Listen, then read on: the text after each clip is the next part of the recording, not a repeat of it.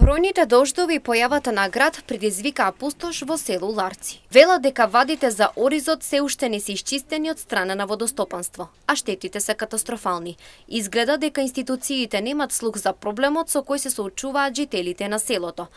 Поплавените гаражи, купатела куќи говорат за фактот дека остануваат безпомошни од страна на институциите оставени на цедило. Оваа вада е за оризите вода што тече, а никој пат водостопанство не е дојдело да чисте.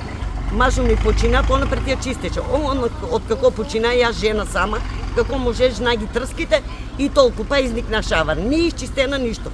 И сега бентовите што се фанани горе за оризите и од дождовите, погледните вадите од чуне се чистени целата куќа, гаражи, купатело, семе и под поплав. Звонам на сите, никој не доваѓа. Сите ми викат зашо да доеме да се сликаме. Значи каква е оваа држава? На кој да звониме? Звониме на пожарна, звониме на општина, звониме на водостопанство, никој не ќе да дојде. Имат ли они баѓери да дојдат да изчистат нешто, да помогнат или куќата да ми паднат? Целиот двор, гаражи, се е поплавено. И никој не реагира, од згори иде уште многу вода. Велат дека ваквата слика од невремето ја гледаат за прв пат во животот. Иако имало и порано, но овој пат било навистина страшно. Селото е пренатрупано со остатоци од град. Не памтам мојот живот толку да имало град. Многу, тоа е страшно. Уште стоат купишта град.